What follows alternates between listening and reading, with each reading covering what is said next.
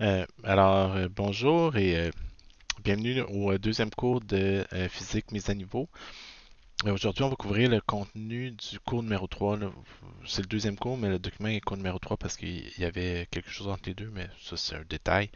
Il vous manque pas de document, inquiétez-vous pas. Aujourd'hui, on va aborder le déplacement en deux dimensions. En fait, continuer le déplacement en deux dimensions, puis aborder les concepts de vitesse. Donc, vitesse moyenne, puis vitesse instantanée un petit peu. Puis on va parler du mouvement rectiligne uniforme, aborder l'analyse des graphiques de position en fonction du temps, puis quelques trucs comme ça. OK? Donc, c'est ça qui est au programme pour aujourd'hui. Juste pour vous rappeler, là, au dernier cours, on avait abordé le calcul du déplacement. Donc, on avait dit on peut représenter un déplacement soit comme le passage d'une position initiale vers une position finale. Dans ce cas-là, le déplacement correspond à la différence entre la position finale et la position initiale. Donc, juste pour vous rappeler le pourquoi de la chose, imaginez que vous avez euh, un premier déplacement qui se fait comme ça, ok? Puis qu'ensuite vous avez un deuxième déplacement qui se fait comme ça. Ben, dans le fond, c'est équivalent à faire un déplacement qui part de là puis qui s'en va jusqu'ici. Ok? Donc ça serait mon déplacement. Excusez, je vais aller mieux avec ça. Donc, ça serait équivalent à dire j'ai un déplacement total comme ça ici, qui est la succession de deux déplacements. Un premier déplacement 1, un deuxième déplacement 2. OK? Donc, on part d'ici, on fait un premier déplacement, on en fait un second, ça nous fait un déplacement total comme ça. Ça, c'est les déplacements successifs, pardon. Position initiale, position finale. Mais supposons qu'au début, je suis à une position ici, puis qu'à la fin, je m'en vais à une position qui est là. Donc, puis je définis un système d'axe avec une origine ici. Ok, donc ça, ce serait mon système d'axe qui serait là. Donc imaginez que j'ai un système d'axe comme ça avec l'origine. C'est pas bien grave exactement où elle se trouve là. Ok, donc ça c'est mes x, ça c'est mes y. Vous remarquez que les positions que j'occupe dans l'espace là déjà sont indépendantes de l'origine de mon système d'axe. Je veux dire, vous êtes à Montréal, vous êtes à Sainte-Thérèse, ça dépend pas d'où je définis l'origine de mon système d'axe.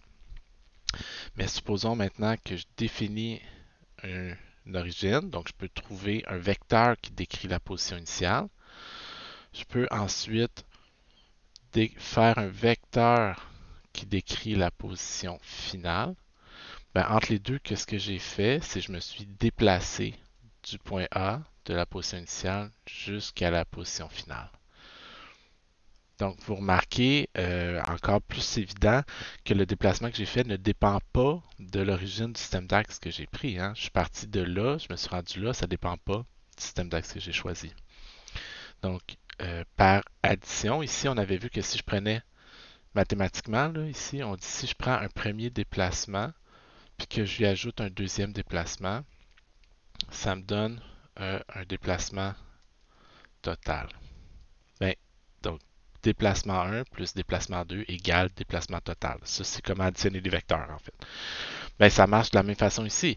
Donc, oubliez les indices. Si j'ai un premier vecteur ici, puis un deuxième vecteur là, ça va me donner celui-là. Donc, supposons que je pars d'une position initiale, que j'ajoute un deuxième vecteur, ça va me donner un vecteur total.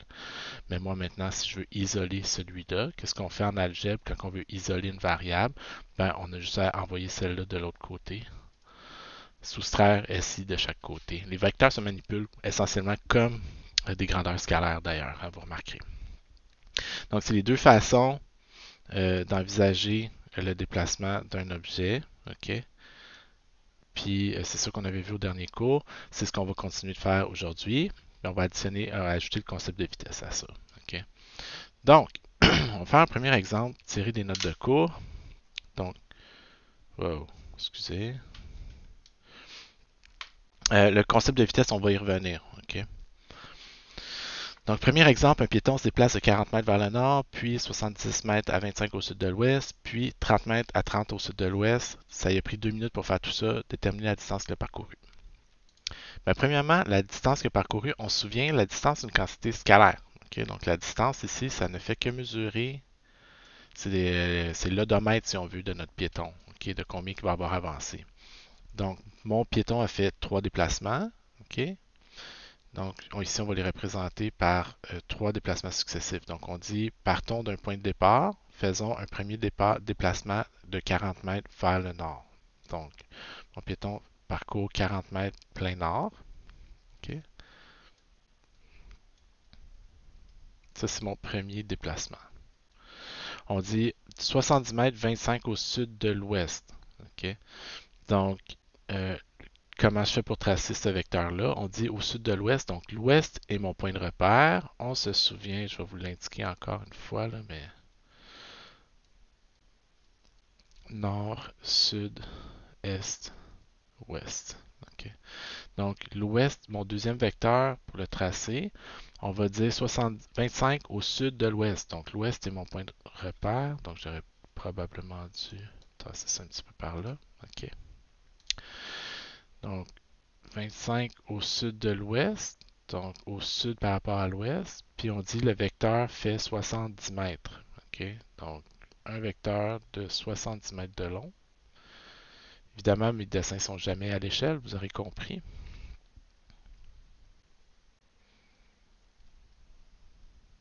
Ça, c'est mon deuxième déplacement. Okay.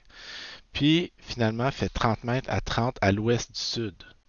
Donc, comment je trace ça? On dit à l'ouest du sud. Donc, le sud est mon point de repère. Puis, je m'en vais 30 degrés à l'ouest du sud. Donc, mon angle de 30 degrés va être ici. Okay. Donc, je vais tracer mon troisième vecteur qui part d'ici, puis qui fait 30 mètres comme ça.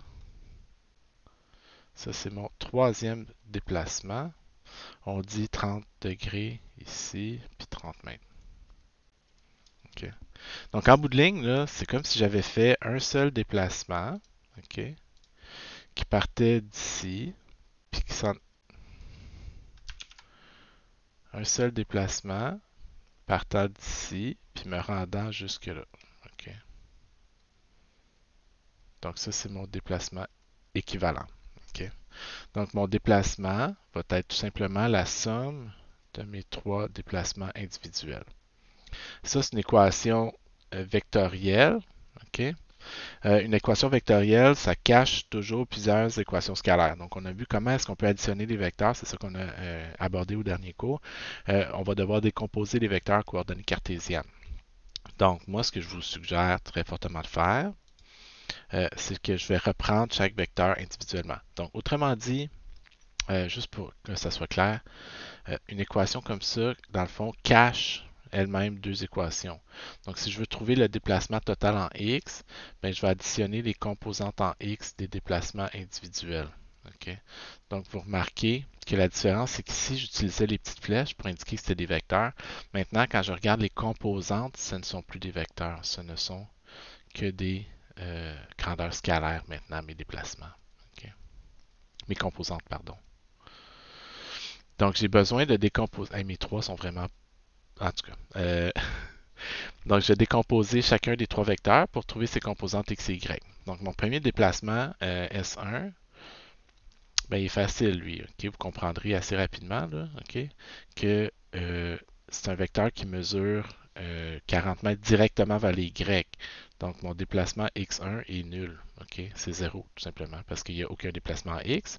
Puis mon déplacement y, c'est 40 mètres vers les positifs. Donc, encore une fois, un bon diagramme, ça a toujours un système d'axes qui indique dans quelle direction mes composantes sont positives. Okay.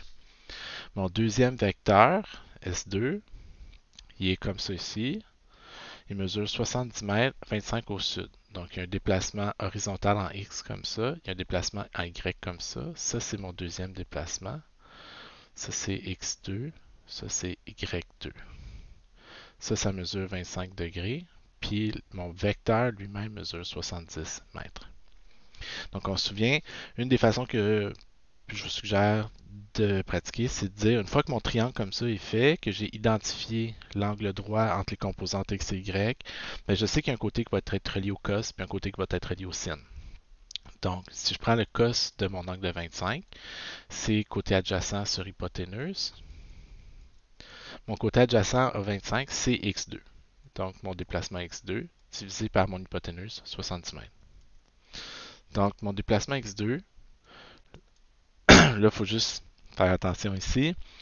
Je me déplace vers les x négatifs. OK? Donc, quand je fais ça comme ça, je me dis, il va mesurer moins parce qu'on se déplace vers les négatifs. Puis la grandeur, c'est 70 fois cos de 25. Tout simplement. 70 multiplié par cos de 25, ça fait 63,4. Donc, ça, c'est mon x2. OK? Bon, si un côté qui est relié au cos, l'autre est relié au sin, donc mon déplacement y2 va être, lui aussi, il faut faire attention, on s'en va vers les y négatifs, donc va être moins 70 fois sinus de 25, ce qui vaut moins 29,6 unités. Moins 29,6 mètres. On va faire le même exercice avec mon vecteur S3. Okay, donc mon vecteur S3 est comme ça. Il mesure 30 mètres. Puis l'angle de 30 degrés est ici. Donc là, ça ici, c'est devenu mon côté Y. Ça, c'est devenu mon côté X. Puis mon 30 degrés est ici. OK. Mon angle droit est ici. Un côté relié au cos, un côté relié au sin. Ici, je vais prendre le sin en premier parce que je sais où je m'en vais. Mais ça ne change rien. OK? Donc le sinus de 30, c'est côté opposé. Donc x3 sur hypoténuse qui mesure 30. OK? Donc, mon déplacement x3, il faut faire attention, lui aussi, le x est vers les négatifs, donc je vais mettre moins 30 fois sinus de 30, ça donne moins 15 mètres. Okay. Si un côté qui est relié au sin, l'autre est relié au cos, donc mon y3, ça va être encore une fois moins parce qu'on se déplace vers les y négatifs, ce qui donne moins 26 mètres. Okay.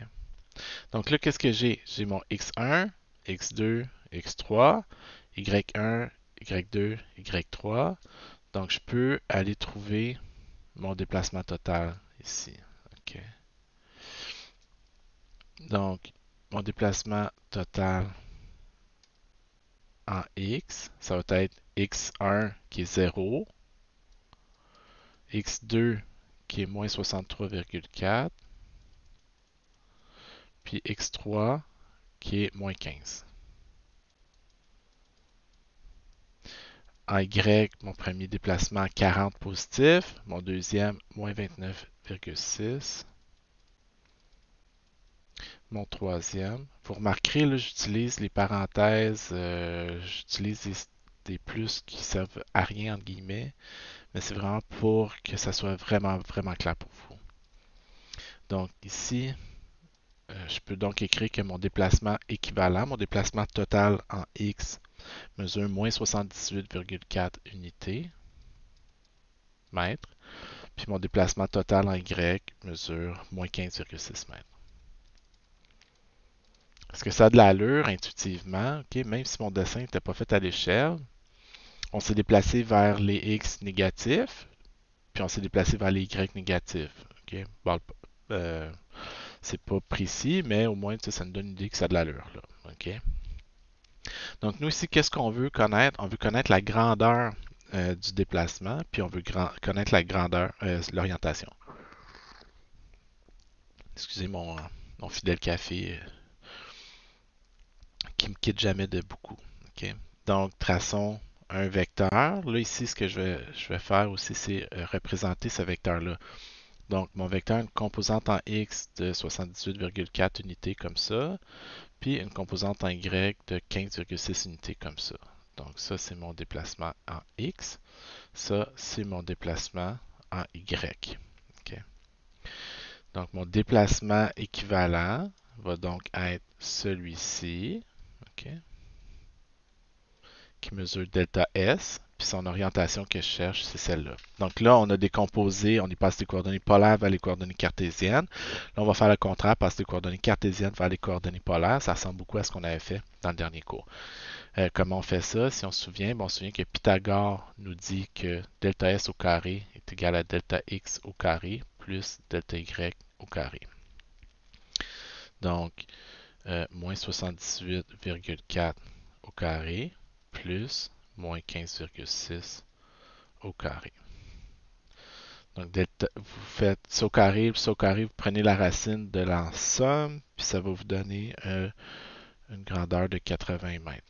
Donc, le déplacement équivalent fait 80 mètres.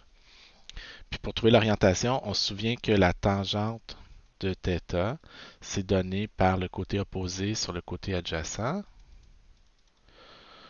Donc, l'angle, c'est la fonction arctangente ou tangente moins 1, ok, de delta y qui mesure moins 15,6 sur delta x moins 78,4. Donc, on trouve que l'orientation est de 11,2 degrés. Okay. Là, il faut faire attention. La dernière petite chose, ok, ça, quand on veut indiquer l'angle, je l'avais déjà dit au dernier cours, mais un angle, par convention, c'est mesuré par rapport à l'axe des x positif. Donc, si mon système d'axe est comme ça, puis que mon vecteur pointe comme ça, puis que l'angle de 11 est ici, ok, ben, si je veux donner juste un angle comme réponse, il faut que je parte d'ici, puis que je me rende jusqu'à mon vecteur dans le sens anti-horaire, ok. Donc, je vais ajouter 180 degrés tout simplement ici. Donc, ça fait 191 degrés. La bonne réponse, entre guillemets. Mais j'aurais pu aussi écrire θ, c'est 11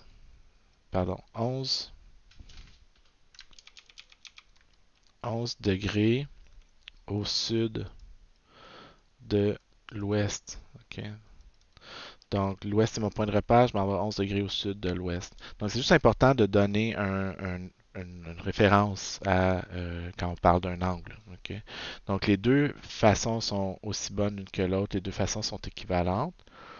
Mais vous devez utiliser cette façon-là. Okay? Autrement dit, si vous mettez juste 11, pas de commentaire, moi je prends pour acquis que c'est 11 degrés à partir de l'axe des x positif, donc ce serait un vecteur qui pointerait ici, ce qui n'est pas la réponse qu'on cherche nous. Okay? Donc ça va pour ça. Donc ça c'est pour la question B, pardon. Okay? Oups. Donc ayant trouvé le déplacement total, maintenant ce qu'on vous demande de trouver en C, c'est la vitesse scalaire moyenne. Puis vous remarquerez en D, on vous parle de vitesse moyenne. Donc les deux expressions se ressemblent beaucoup. Okay? Qu'est-ce qui distingue la vitesse scalaire moyenne de la vitesse moyenne? Puis qu'est-ce que ça représente de toute façon ces deux concepts-là? Ben, en fait, vous me faites remarquer que j'ai oublié d'évaluer la distance parcourue. Okay? Donc ça, c'est la réponse à B ici. Donc B, mon déplacement est de 80 mètres à 191 degrés. Donc la réponse complète de B serait 80 mètres orienté à 191 degrés, par exemple. Okay, ça serait la réponse complète pour B. La réponse pour A, on vous demande la distance que le bonhomme a parcouru. Okay. Ben, on se souvient, la distance, c'est juste, mettons, l'équivalent de la distance rapportée par votre podomètre. Donc, si vous avez fait 40 mètres, 70 mètres, 30 mètres, ben, la distance totale que vous avez parcourue, okay, c'est la somme des distances que vous avez parcourues. Scalaire. Okay? C'est pour ça qu'on parle d'un concept scalaire, la distance. Donc au début, j'ai parcouru 40 mètres, après j'en ai fait 70, après j'en ai fait 30, donc j'ai fait 140 mètres en tout. Okay? Ça, c'est la distance totale que j'ai parcourue. Vous remarquez que la distance, elle, encore une fois, je le précise, est indépendante de la direction dans laquelle on se déplace. Okay? Contrairement au déplacement, le déplacement, lui, est vraiment, faut vraiment tenir compte de la distance, de la direction, pardon, dans laquelle on se déplace. Quand on parle de distance qu'on a parcourue, la distance, elle est indépendante du chemin qu'on a pris pour le faire. Okay? Donc, on a distance et déplacement qui sont deux concepts reliés mais différents. De la même façon, on va avoir les concepts de vitesse scalaire moyenne puis de vitesse moyenne. Donc, comme Quand on parle de vitesse scalaire moyenne, ok, bien évidemment, on parle d'un concept qui est scalaire, donc vitesse scalaire moyenne. Ben, la vitesse scalaire moyenne va être liée à la distance, ok, parce que c'est le concept scalaire. Ok. Donc, le déplacement étant une quantité vectorielle, ben ça va rentrer dans la vitesse moyenne. Donc, la vitesse scalaire moyenne que vous faites, c'est tout simplement la distance que vous avez parcourue divisée par le temps que ça vous a pris pour la faire. Ok. Pourquoi? Ben, si je me déplace à 10 mètres par seconde, par exemple, ok, ça veut dire que je parcours 10 mètres à chaque seconde. Donc, je vais faire 10 mètres à chaque seconde. Donc, ma vitesse va être de 10 mètres par seconde. Ok.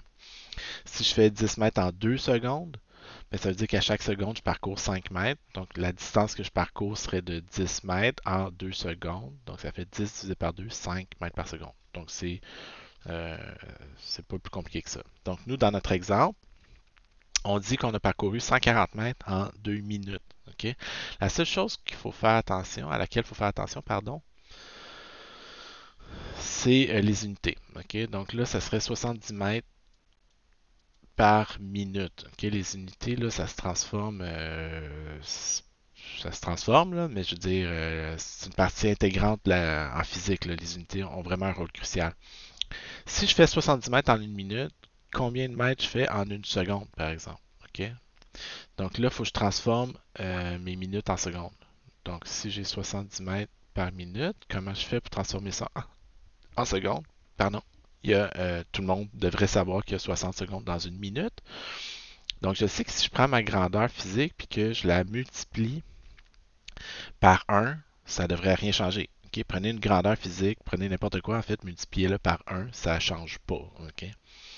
Sauf que mon 1, je vais l'écrire un peu différemment. Okay? Mon 1, je vais l'écrire de façon à modifier ses unités. Okay? Donc, je vais prendre.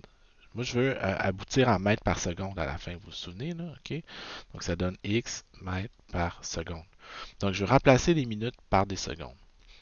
Donc, je vais multiplier par des minutes au numérateur puis des secondes au dénominateur. Okay? Moi, je sais que dans une minute, il y a 60 secondes. Ça va. OK. 1 minute 60 secondes, même chose. Donc, ça vaut 1. Ça, c'est une quantité ici qui vaut 1. Donc, ça ne va pas modifier la grandeur de la vitesse. Ça va simplement modifier ses unités. Pourquoi? Ben, il faut que je fasse le produit de tout ce qui est en haut divisé par le produit de tout ce qui est en bas. Si on traite les unités en physique comme des variables. OK? Donc, j'ai des minutes en haut, des minutes en bas. Je peux simplifier minute par minute. OK? Donc, qu'est-ce qui me reste en bout de ligne quand je fais mon calcul? 70 fois 1 fois des mètres, OK? Divisé par 60 fois des secondes. OK? Donc, la vitesse scalaire moyenne est de 70 divisé par 60 mètres par seconde ou encore 1,16 mètres par seconde, 1,17 mètres par seconde. OK? En D, on vous demande la vitesse moyenne. OK? Donc, la vitesse moyenne, elle va être rapportée au déplacement. OK? Donc, pardon. Donc, nous, on vient de voir que le déplacement qu'on a effectué, c'est la vitesse, c'est le déplacement par unité de temps. OK? Donc, ici, quelle était la grandeur de mon déplacement? Bon, OK, deux choses. Ma vitesse moyenne, c'est un vecteur. OK? Donc, qui pointe dans la même direction que mon déplacement. Donc, moi, ce que mon déplacement me dit que j'ai avancé de 80 mètres le long du vecteur ici. Donc, ma vitesse est un vecteur qui pointe dans la même direction que mon déplacement. OK? Ma vitesse moyenne est un vecteur qui pointe dans la même direction que mon déplacement. Quelle est la grandeur de la vitesse moyenne? Ben, j'ai fait un déplacement de 80 mètres en 2 minutes. Donc, j'ai fait l'équivalent de 80 mètres en 2 minutes ou encore en 120 secondes. OK? 2 fois 60 secondes. Donc, j'ai fait 80 divisé par 120 mètres par seconde, ce qui donne 2 tiers, 0,67 mètres par seconde. OK? Donc, pourquoi les deux vitesses sont différentes? Ben, c'est parce qu'ils ne décrivent pas le même concept. On se souvient, le déplacement, dans le fond, dépend de la position de départ puis de la position d'arrivée uniquement. Le déplacement ne dépend pas du chemin précis que vous avez fait pour vous rendre du point A au point B. Donc, si vous avez pris un plus long chemin pour vous rendre, en bout de ligne, ça ne change pas votre vitesse moyenne parce que votre vitesse moyenne, elle dépend juste de la position de départ et de la position d'arrivée. Si je value par contre la vitesse scalaire moyenne, ben elle dépend exactement du chemin que j'ai pris. Donc, elle va être fonction du chemin précis que j'ai choisi de prendre. Évidemment, comme c'est un vecteur, ben le concept de vitesse moyenne, c'est un vecteur. Donc, c'est 0,67 mètres par seconde, orienté à 191 degrés. Donc, c'est un vecteur qui est orienté dans la même direction que le déplacement que j'ai fait. Okay? Donc, qu'est-ce qu'on a vu? On distingue la vitesse scalaire moyenne qui dépend de la distance, qui est la distance par unité de temps, puis on a vu la vitesse moyenne qui, elle, est le déplacement par unité de temps. Okay? Ces deux quantités-là sont reliées l'une à l'autre, mais ne sont pas identiques. Bon, mais c'est ça qui est le fun au moins, des cours comme ça. Je peux me mettre sur pause quelques minutes, aller me faire un café, revenir, puis... Bon, ceci dit. On vient de finir la première question. La deuxième question, on vous dit un oiseau est perché sur un arbre, position 30 mètres, 20 à l'ouest du nord, s'envole, 12 secondes plus tard se pose sur un deuxième arbre, 20 mètres, 50 au sud de l'ouest. Quel a été le déplacement de l'oiseau? Donc on pratique encore ce qu'on a fait au dernier cours. Dans le premier exercice, on avait une succession de déplacements. Dans celui-ci, on va faire attention parce qu'on vous donne une position initiale puis une position finale par rapport à un point de repère. Okay? Donc, en détail, on vous dit, initialement, vous aviez un objet dont la position était 30 mètres, 20 à l'ouest du nord d'un point de repère. Donc, qu'est-ce que je vais faire ici? C'est que je vais m'indiquer un point de repère qui est l'origine de mon système d'axe. Okay? Donc, je vais me faire un système d'axe comme ça, avec mon axe X, mon axe Y. On dit initialement mon objet, mon oiseau, 30 mètres, 20 à l'ouest du nord. Donc le nord est mon point de repère. Puis je m'en vais vers l'ouest ensuite. OK? Donc 20 à l'ouest du nord. OK? Donc 20 degrés ici. Donc mon premier vecteur qui représente la position initiale de l'objet, c'est ça. OK? Autrement dit, c'est pas. Là, puis il faut vraiment faire attention. On dit l'objet au début, il est là, là. OK? Donc on ne dit pas qu'il s'est déplacé jusque-là. On dit au début, mon objet est là. Donc ça, c'est quelque chose qui décrit la position initiale de mon objet. OK? On dit il s'envole et 12 secondes plus tard se pose sur un deuxième arbre dont la position est 20 mètres 50 au sud de l'ouest. Donc l'ouest est mon point de repère. OK? Puis je m'en vais 50 degrés au sud de l'ouest. OK. Donc mon deuxième vecteur, celui qui représente la position à la fin, c'est un vecteur qui mesure 20 mètres. Puis, donc ça c'est le vecteur qui représente la position à la fin. Lui mesure 20 mètres, lui mesurait 30 mètres. OK. Lui 20 mètres. Qu'est-ce que mon oiseau a fait entre les deux? Okay? Ben, il est parti de là, puis il s'est rendu ici. Donc, il s'est déplacé okay, du point initial jusqu'à la position finale. Ça va avoir été le déplacement de mon objet du point de départ vers son point d'arrivée. Donc, comme on a dit juste plus tôt au début du cours, on peut maintenant représenter le déplacement comme étant la différence entre la... Oui, c'est ça. C'est la position finale moins la position initiale. Okay. Donc, cette équation-là, encore une fois, en cache 2. Vous avez le déplacement total en x qui va être le x final moins le x initial, puis le déplacement en y qui est le y final moins le y initial.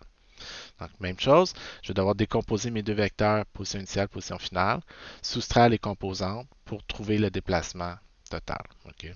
Donc, prenons le premier vecteur position initiale. Donc, mon vecteur position initiale, c'est un vecteur comme ça, puis qui mesure 20 degrés par rapport à la verticale.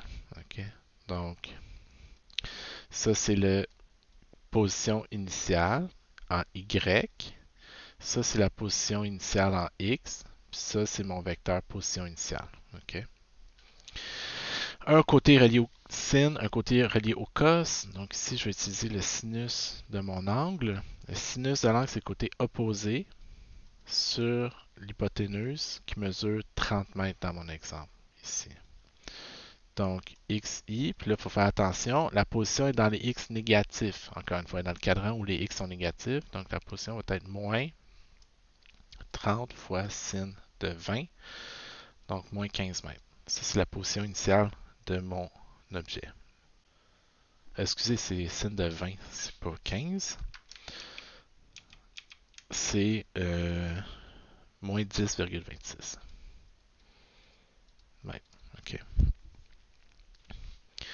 La composante Y, elle, si le X est associé au sin, dans ce cas-là, ben le Y va être associé au cos. Ici, je suis dans les Y positifs, donc ma position, ça va être plus 30 fois cos de 20. 30 fois cos de 20, ça fait 28,2. OK? Donc ça, c'est mon vecteur position initiale.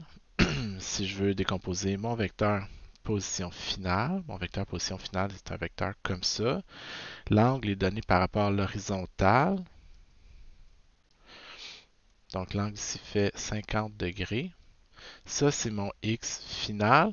Ça, c'est mon Y final. Puis ça, c'est mon déplacement, ma position finale, pardon. Vous voyez, même moi, des fois, OK, qui mesure 20 mètres. OK. Donc, lui ici, je vais commencer par le cosinus. Pourquoi je commence par le cos ou le sin? Ben, c'est parce que vous pouvez faire soit toujours commencer par le cos, mais moi, je sais que comme le x est associé au cosinus, puis j'aime mieux commencer par les x pour vous, mais bon, il n'y a pas de règle ici encore. Là, OK.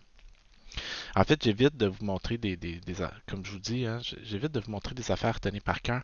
Moi, je suis pas bon pour retenir des affaires par cœur, fait que je vous suggère pas de trop mettre d'efforts à retenir par cœur des choses. OK.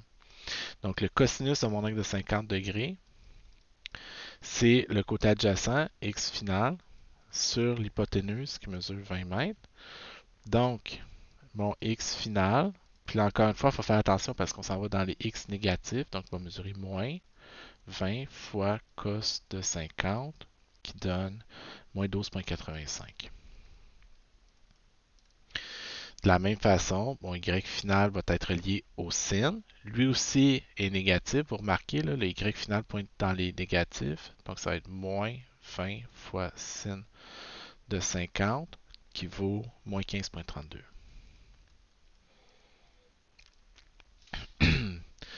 Donc, maintenant, ayant trouvé mes composantes, je peux trouver mon déplacement. Donc, mon déplacement en x, on se souvient, c'est xf moins xi. Donc, xf, position finale, moins 12,85, moins xi, moins 10,26. Donc, il faut faire attention aux signes. Hein. Ça me donne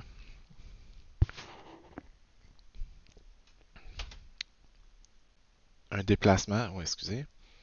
Donc, ça me donne un delta x de moins 2,59, donc moins 2,6 mètres. OK. De la même façon, mon déplacement Y, lui, position finale moins position initiale. La position finale, moins 15,32, moins la position initiale, plus 28,2. Donc, mon déplacement en Y, moins 43,5 mètres.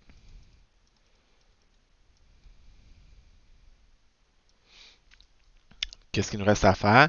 Il nous reste à partir de ces composantes cartésiennes pour trouver la grandeur puis l'orientation du déplacement final. Donc, mon vecteur déplacement final est un vecteur qui mesure moins 2,6 unités le long de l'axe des X, puis qui mesure moins 43 mètres wouhou, le long de l'axe des Y. Donc ça va me donner mon déplacement total qui est quelque chose comme ça ici. Là. Okay. Donc, je veux trouver l'angle qui est ici, puis la grandeur du déplacement. OK? Donc, je sais que la grandeur du déplacement, c'est Pythagore. Donc, ça va être moins 2,6 au carré plus moins 43,5 au carré. Si je prends la somme puis qu'après je fais la racine, je vais trouver que la grandeur du déplacement, c'est 43,6 mètres.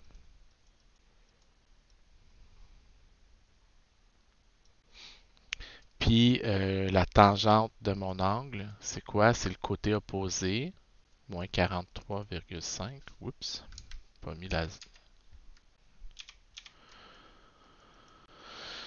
Divisé par le côté adjacent, moins 2,6. Donc je trouve que θ est égal à tangente inverse de 43,5 sur 2,6. L'angle est de 86,6 degrés environ. Donc là, encore une fois, il faut juste faire attention au sud de l'ouest. Vous pourriez dire sous l'axe des x négatifs, par exemple. L'important, c'est de donner un point de repère où on fait 86,6 plus 180, 266,6 degrés.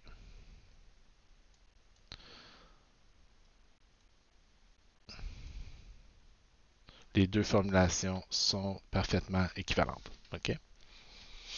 Donc ici, ce sur quoi il faut faire attention, c'est qu'on n'a pas, fait les choses de la même façon. Ici, on vous a donné deux positions. OK? On vous a donné la position au départ, la position à la fin. Du point A au point B, l'objet s'est déplacé entre ces deux points-là. OK? Donc, c'est pour ça, entre autres, que c'est important de mettre des petites flèches. OK? Quand on met des vecteurs comme ça, là, pour que ça soit clair dans quelle direction les vecteurs pointent. OK? Puis, il faut distinguer le cas ici où on a des positions initiales, positions finales, puis le cas tantôt où on avait, où il est ici, où on avait des déplacements successifs. OK?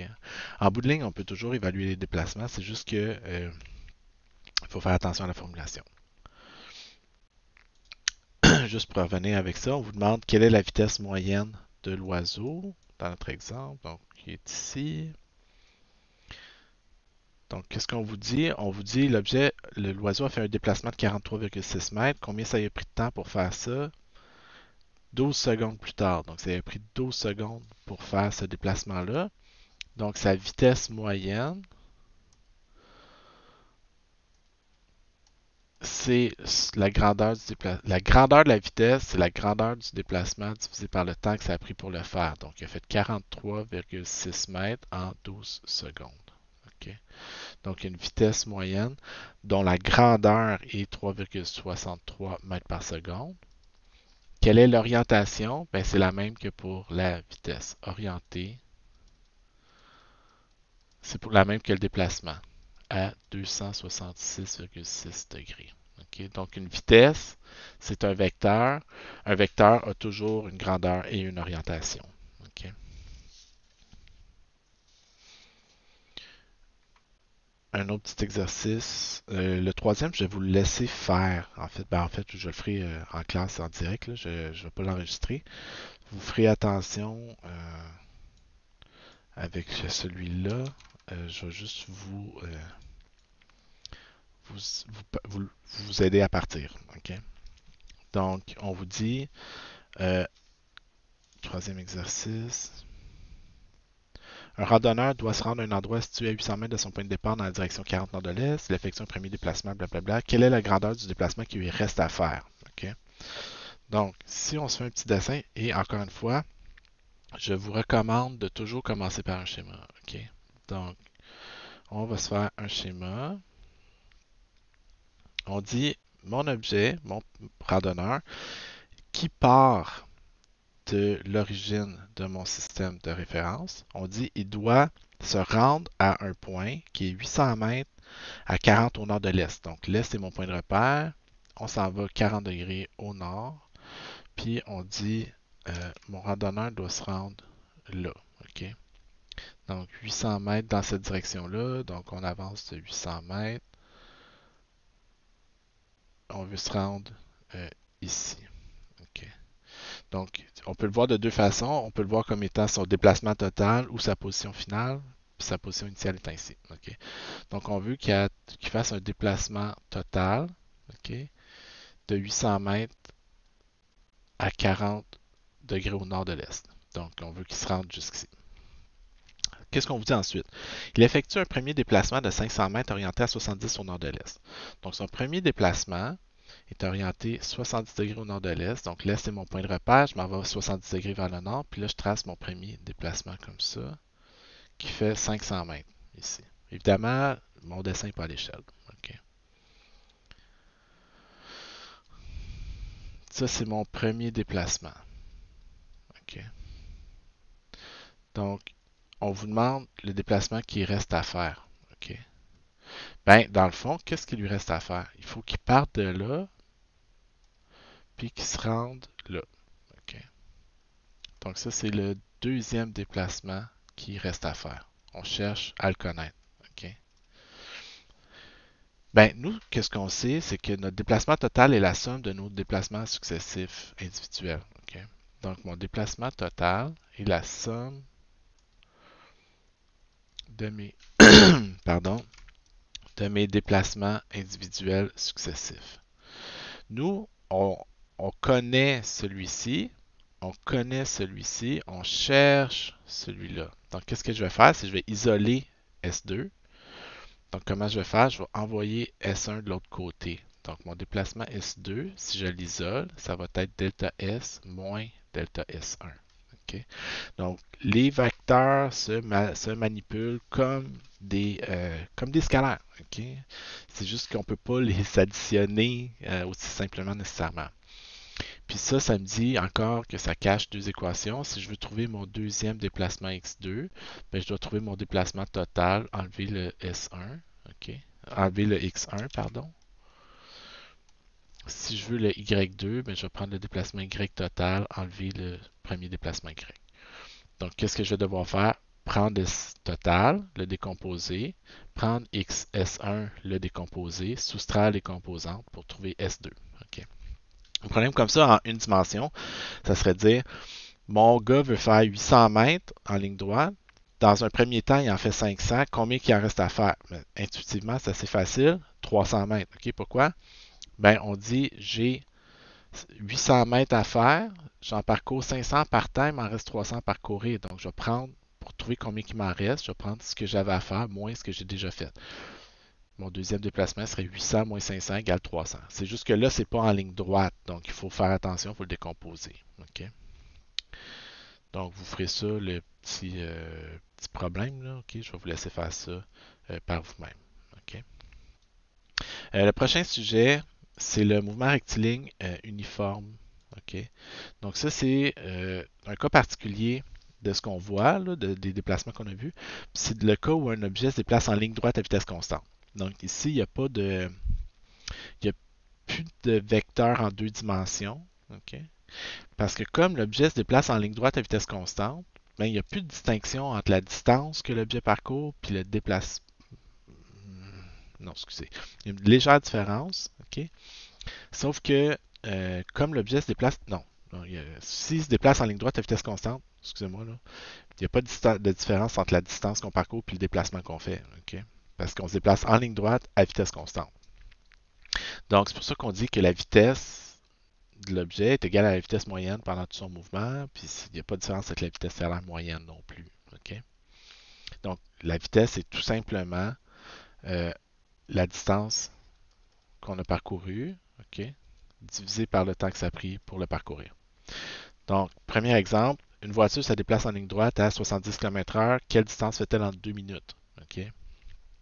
Bon, ben, ce qu'on vous dit, on vous donne la vitesse de la voiture, on vous donne le temps pendant lequel elle se déplace, on cherche le déplacement ou la distance qu'elle va parcourir pendant ce temps-là. Donc, je vais isoler delta S, autrement dit, je vais multiplier par delta T de part et d'autre de mon équation. Donc, delta T fois V est égal à delta S. Donc, mon delta S, c'est V fois delta T tout simplement. Donc, je me déplace à 70 km par heure pendant 2 minutes. Bon, qu'est-ce qu'on fait avec ça? Et les minutes puis les heures, là, on ne peut pas simplifier ça. OK? Ce pas les mêmes unités. Donc, qu'est-ce que je vais devoir faire? C'est transformer les minutes en heures ou transformer les heures en minutes. OK? Donc, moi, ce que je vous suggère de faire, 70 km fois 2, il reste quoi? Des minutes par heure. OK? Ben, moi, je vais multiplier par 1 encore une fois. OK? Sauf que je vais multiplier par heure par minute. OK? Moi, je sais que dans une heure, il y a 60 minutes. OK? Qu'est-ce que ça fait? C'est que mes heures, puis mes heures, mes minutes, puis mes minutes disparaissent. Il ne reste que des kilomètres. Je cherche une distance. C'est parfait. OK? Donc, delta S va être 70 km fois 2 divisé par 60 qui donne 2, excusez, qui donne 2,33 km. Dans euh, dans le cahier, on a donné 2333 mètres. Là. Il y a 1000 mètres dans un kilomètre, donc ça donne évidemment la même chose. OK? J'aurais pu remplacer. Dans le fond, ce que j'ai fait ici, c'est une façon un petit peu plus, c'est une façon un peu plus touchée d'écrire que dans une heure, il y a 60 minutes. J'aurais pu remplacer directement le 1 heure en bas, là, ici, là, par 60 minutes, tout simplement. Ça aurait donné la même chose. OK? Euh, la question suivante, on dit un joueur de hockey situé à 8 mètres du filet lance la rondelle à 80 km/h. De combien de temps le gardien dispose-t-il pour réagir? OK? Bon, on va prendre la même formule.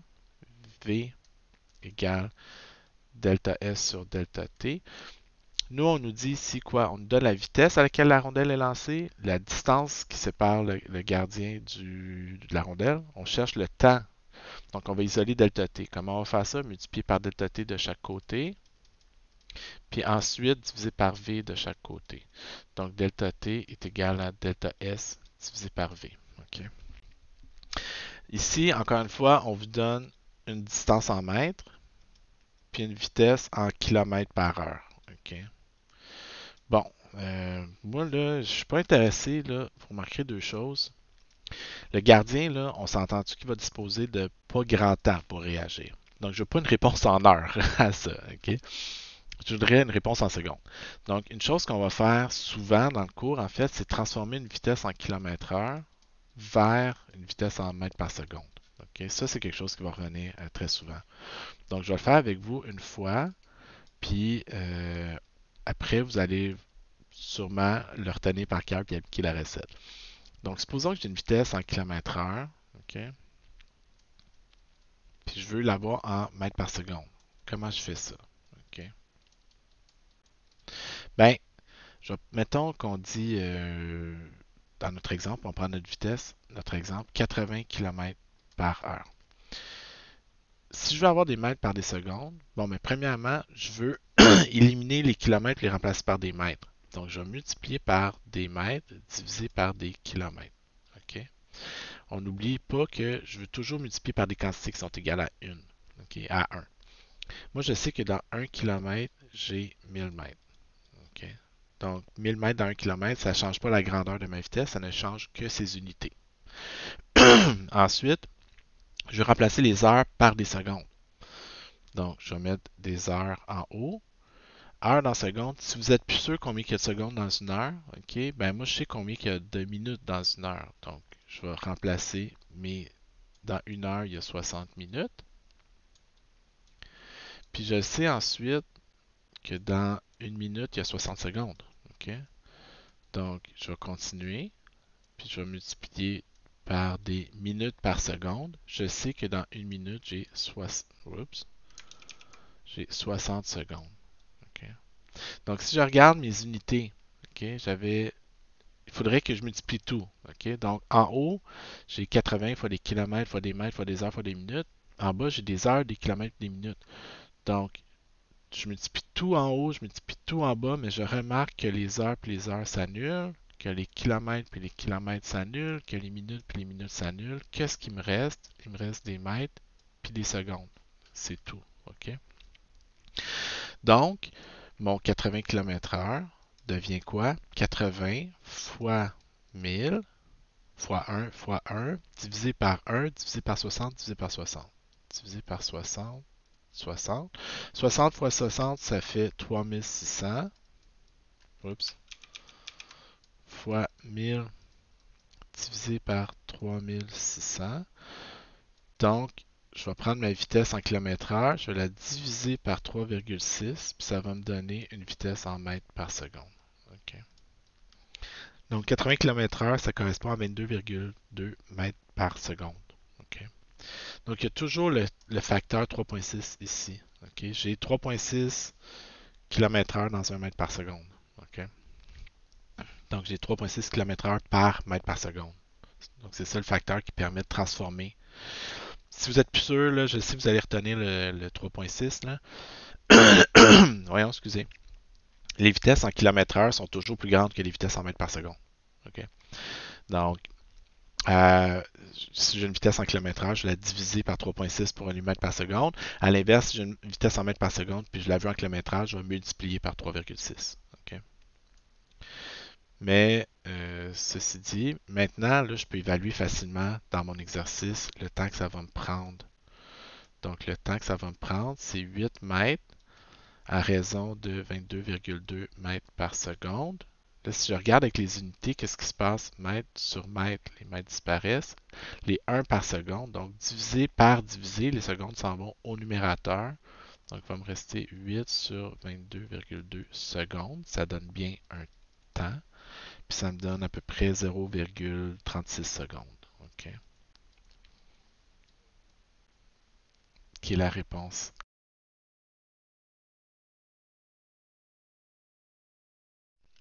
Qui est la réponse à la question 5.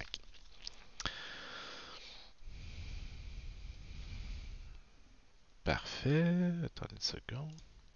Bon, maintenant, ce qu'on va faire, c'est qu'on va commencer à étudier les graphiques. OK? Donc, vous allez voir, souvent, on peut représenter la position d'un objet sur un graphique, par exemple, en fonction du temps. Donc, c'est ça qu'on a fait ici. On a un objet qui se déplace vers les X positifs, donc la position augmente. Donc, si on remarque ici, le X, c'est l'axe vertical. OK? L'objet passe de 0 à 2 à 4 à 6 à 8 à 10 mètres. Donc, ça, c'est la position en X au fur et à mesure que le temps passe. Donc ça, c'est le graphique de la position en fonction du temps pour un objet qui se déplace vers les X positifs. OK? On vous dit la vitesse de cet objet est-elle constante? Qu'est-ce qu'on veut dire par là? Si on regarde, OK, mon objet, au début, il est à, par exemple, une position de 3 mètres. Une seconde plus tard, il est rendu à une position de 5 mètres. Donc, il a avancé de 2 mètres en une seconde. Une autre seconde plus tard, il est rendu à une position de 7 mètres. Il est passé de 5 à 7 en une seconde. Il a avancé de 2 mètres en une seconde. Ici, de 2 à 3, il est passé de 7 à 9 mètres pendant une seconde. Ça peut aussi augmenter de 2 mètres, 2 mètres en une seconde. 2 mètres en une seconde, 2 mètres en une seconde, 2 mètres en une seconde. Donc, la vitesse de l'objet est constante. Okay? L'objet avance de 2 mètres à chaque seconde. Quelle est la vitesse de cet objet? Bien, sa vitesse, c'est 2 mètres par seconde. C'est pas plus compliqué que ça. Okay? Donc, en A, oui, la vitesse de l'objet est constante. En B, c'est 2 mètres par seconde. Donc, comment on fait pour l'évaluer? Ben, on sait que, en fait, on va le voir. Qu'est-ce que je disais quand 2 mètres à chaque seconde? Donc, ça veut dire que je regarde un intervalle de temps ici, delta t. Je regarde pendant ce temps-là, c'est quoi le déplacement de mon objet. OK? Je sais que la vitesse, c'est delta s sur delta t. OK? Donc, qu'est-ce que je voyons, mathématiquement, là, quand je fais ça, une variation y, entre guillemets, sur une variation x, mais je me trouve à faire la pente. OK? Donc, ça veut dire que la vitesse, dans le fond, c'est la pente dans mon graphique de la position en fonction du temps. OK? Puis, tant que la pente est constante, ben, la vitesse va être constante elle aussi. OK? Donc, c'est pas plus compliqué que ça. Si vous voulez trouver la vitesse de l'objet, puis vous avez juste un graphique comme ça, vous prenez 2 points, n'importe lesquels, puis vous calculez la pente entre ces 2 points-là. Donc ici, dans l'exemple, je sais que ça va donner 2, là, mais on est parti de 13 mètres à ce moment-là. C'est y2 moins y1 qui est 5 sur t2 moins t1, 8 divisé par 4, 2 mètres par seconde. OK? Donc, c'est prenez un graphique de la position en fonction du temps, évaluez la pente, ça va vous donner automatiquement la vitesse instantanée. Okay? Quel est le déplacement de l'objet de 2 à 6 secondes? Ben, si vous voulez évaluer le déplacement, on peut le faire de deux façons. On va dire que c'est la vitesse fois le temps. Okay? Donc 2 mètres par seconde fois 6 moins 2, 4 secondes. Okay? Égale 8 mètres. Mais ici, comme c'est un graphique, on aurait pu directement prendre la position à 2 puis la position à 6. Donc, à 2 secondes, mon objet est à une position de 7 mètres. À 6 secondes, mon objet est à une position de 15 mètres. Donc, c'est déplacé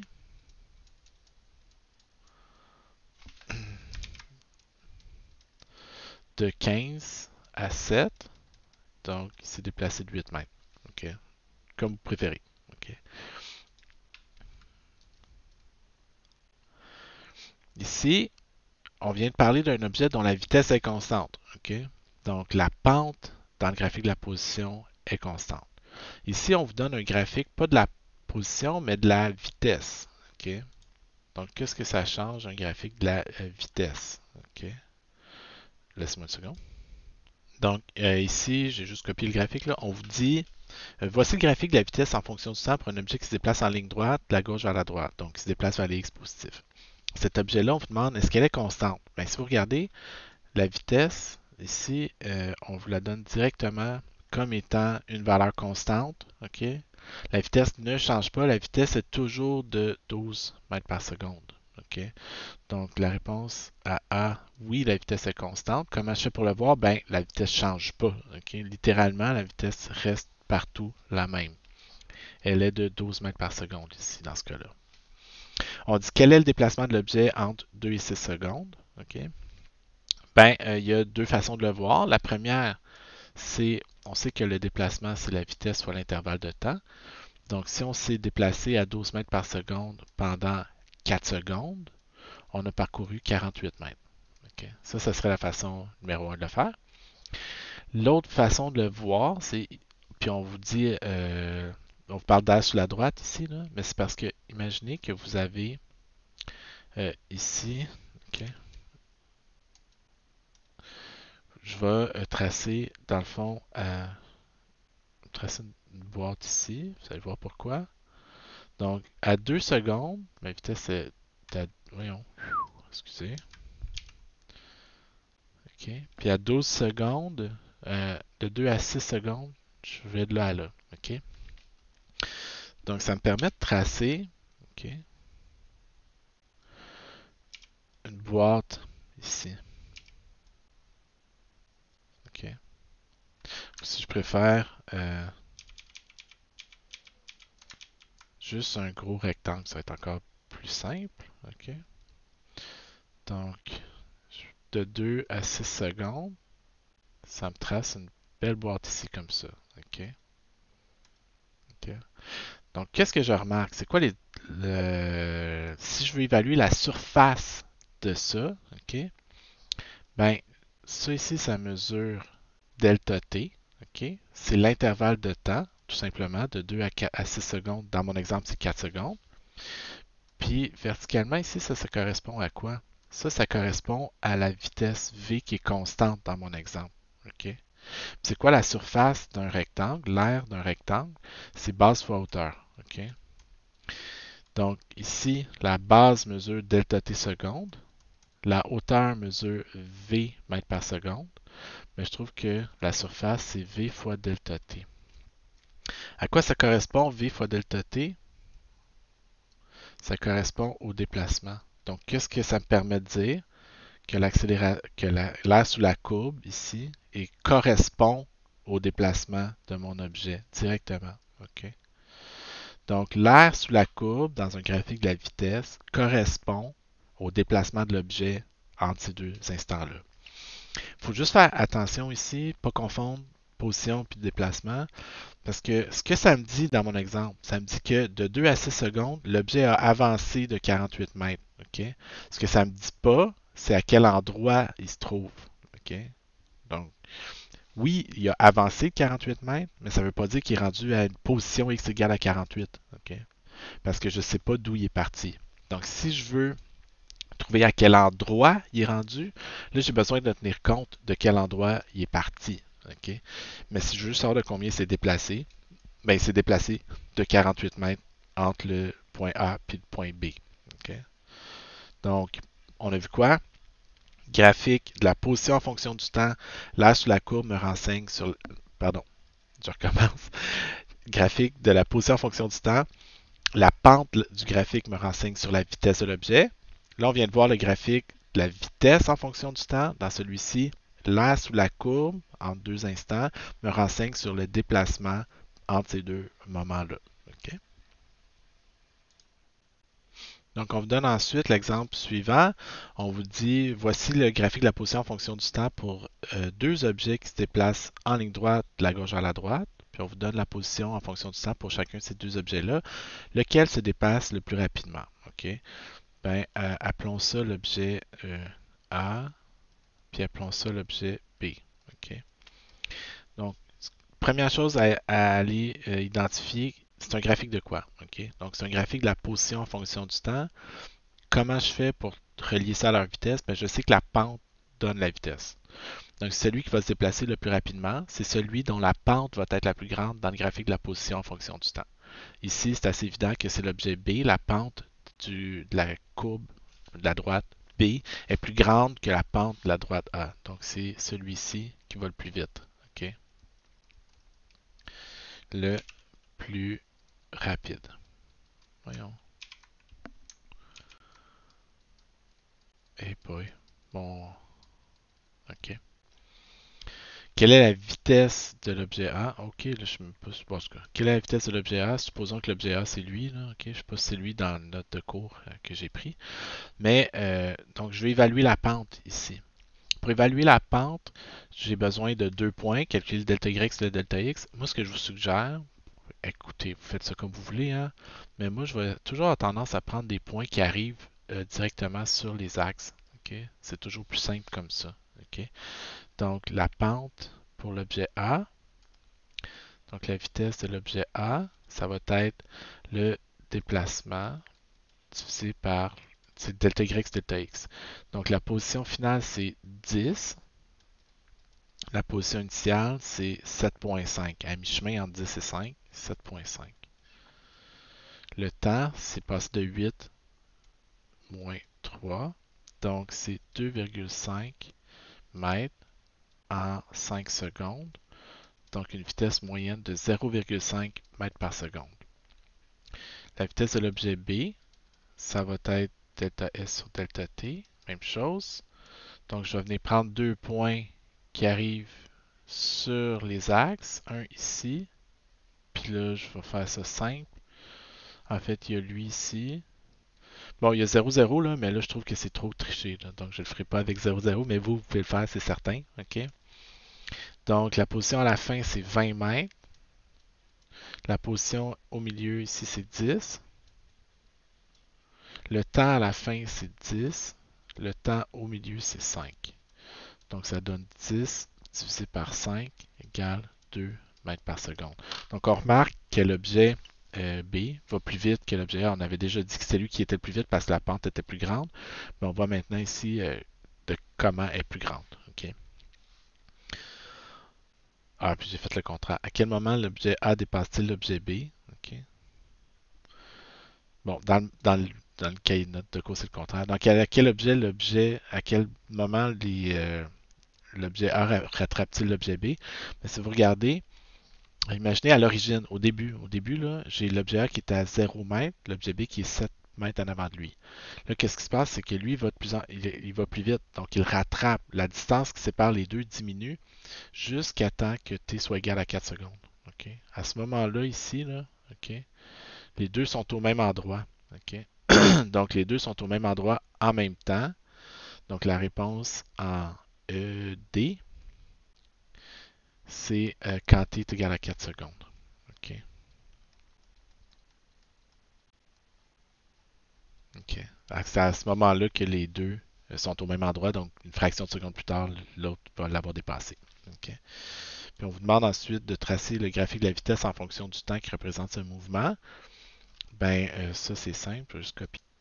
Donc, on vous demande de tracer le graphique de la vitesse en fonction du temps, mais c'est pas compliqué. Vous avez un objet dont la vitesse est toujours égale à 0,5 mètres par seconde, constante. OK? Puis, vous avez un autre objet dont la vitesse est constante et égale à 2 mètres par seconde. Donc, euh, un objet dont la vitesse est égale à 2 mètres par seconde et constante elle aussi. OK? Donc, c'est pas le graphique le plus compliqué à tracer. OK? Bon, qu'est-ce qu'on a ensuite? On dit voici le graphique de la position en fonction du temps pour un objet qui se déplace en ligne droite de la droite vers de la gauche vers la droite, pardon. OK? Qu'est-ce qu'on remarque ici? OK? C'est que la pente elle change à plusieurs endroits. OK? Donc, qu'est-ce qui se passe? Ça veut dire que la vitesse de l'objet va changer, elle aussi, euh, au fur et à mesure que l'objet se déplace. OK? Donc, laisse-moi juste une seconde. Donc, ce qu'il faut remarquer dans l'exemple ici, c'est que on disait si j'ai un graphique de la vitesse en fonction du temps, la pente dans le graphique me renseigne sur la vitesse de l'objet. OK? Donc, tant que la pente est constante, la vitesse est constante. Quand la pente change, ça veut dire que la vitesse, elle aussi, va changer. OK? Donc, si on vous demande de trouver la vitesse de l'objet, par exemple, quand t est égal à 4 secondes, OK? Mais qu'est-ce qu'on va faire? C'est qu'on va regarder ici à 4 secondes. Dans le fond, on va essayer d'évaluer la pente à ce moment-là. OK? Puis pour ça, on va prendre n'importe quel deux points qui sont le long de cette droite-là parce que tant que la pente est constante, la vitesse est constante. Donc, je vais prendre le point qui est ici, puis le point qui est ici pour évaluer la pente. OK? Donc, la vitesse à 4 secondes, OK, ça va être quoi? Ça va être le delta S sur le delta T, la pente. Donc, je vais prendre la position à la fin 15 mètres, moins la position initiale 10 mètres, divisé par le temps à la fin 6 secondes, sur le temps au début 2 secondes. OK? Donc, ça fait 5 divisé par 4, ça veut dire 1,25 mètres par seconde. Donc, quand t est égal à 4 secondes, la vitesse de l'objet est de 1,25 mètres par seconde. OK? On vous demande la vitesse quand t est égal à 8 secondes. Ben, si je remarque ici, la 8 secondes,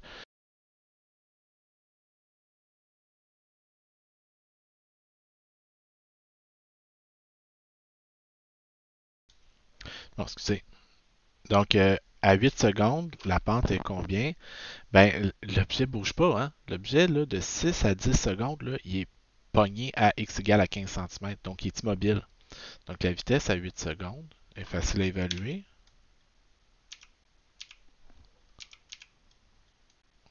C'est déplacement sur unité de temps, c'est 0. OK? 15 moins 15. L'objet ne bouge pas. OK? Sur 9,6, mettons. 0 mètres par seconde. L'objet est immobile. OK? De 6 à 10 à 9 secondes, pardon. On dit à quel moment l'objet se déplace le plus rapidement? Ben, c'est quand la pente est la plus grande. OK? Donc, à combien vaut alors sa vitesse? Ben, là, il faut faire attention. Quand on dit la plus grande, ici, la pente, l'objet se déplace vers les, mettons, en passant de là vers là, la position augmente. Donc, la vitesse est positive. Ici, de 10 à 15 mètres, la vitesse est encore positive. L'objet se déplace de 10 à 15 mètres, donc il se déplace vers l'ex positif, la vitesse est positive. Si vous regardez dans la partie ici, pardon, la position passe de 15 à 0 à moins 15. Donc, mon objet se déplace vers les x négatifs. OK? Donc, ça veut dire que sa vitesse ici va être négative. OK? Est-ce qu'elle va être plus grande ou plus petite? Bien, plus grand ou plus petit, on ne veut pas dire, moins 15, ça reste plus grand que plus 5. OK? Pourquoi? Bien, c'est parce que le signe devant nous renseigne juste sur la direction dans laquelle l'objet se déplace. On se souvient, on a dit que la vitesse, c'est une quantité qui est vectorielle. OK? Donc, la direction est importante. Ici, c'est pas parce que l'objet se déplace dans une ligne droite, sur une ligne droite, en une dimension, que la direction dans laquelle il se déplace n'a pas d'importance. Donc, dans la première partie de mon déplacement, l'objet, sa position augmente, donc sa vitesse est positive. OK? la pente est positive aussi. Ici, l'objet se déplace vers les négatifs, donc la pente est négative, puis la vitesse de l'objet est négative elle aussi.